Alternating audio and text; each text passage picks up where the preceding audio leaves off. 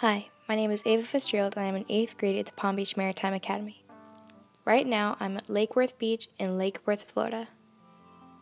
And in this video, I'll be talking about littering and pollution and some of the consequences that it may cause. Littering and pollution is an ongoing issue and can hurt any sort of animal. Every animal in the ecosystem has its own role, its own place that it needs to be in. Birds have their own place too. So what happens if they step into some rope or line where they can get their feet tangled? Then when they land on something from flying, they can get tangled.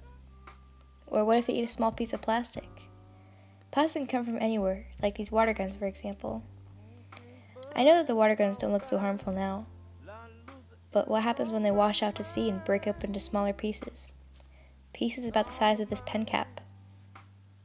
Pieces about the size of this pen cap, or this piece of styrofoam, can be as harmful as any other. They can look like other animals, like this jellyfish here, called the Portuguese man-o-war. Styrofoam and Portuguese man-o-war can look very alike, as you can see in this picture. Sea turtles can mistake them easily, or this piece of plastic. Pieces of plastic can look like this piece of man-o-war here.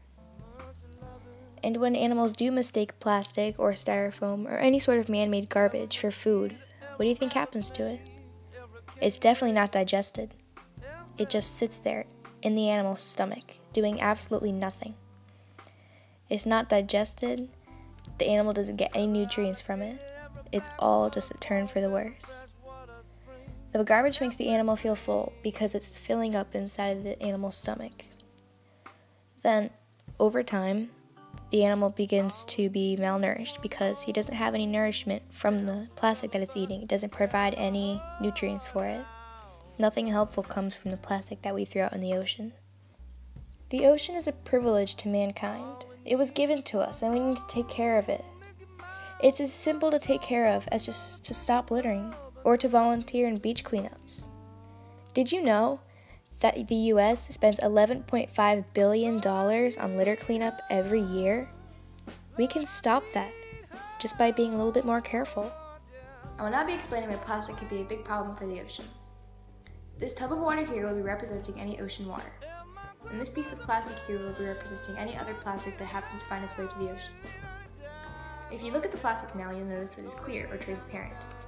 Well, in the water, it's the same way, here, as you can see. Well, think of it if there was a small fish swimming around the reef, and a piece of plastic had blown in towards it. The small fish runs into the piece of plastic and then becomes stuck because he can't get out. So now the fish starves to death because he can't get out of the plastic, he's just stuck. Well, then that's a problem for the smaller fish. But what happens to the fish that eat the smaller fish? Bigger fish, for example. And then bigger fish and bigger fish and bigger fish and so on. And then eventually, it causes problems for us because then we have a food shortage. The biggest food source that humans have is from the ocean. And so if we're starting to run out of them because of their food supply, it's more like a backfire on us, isn't it?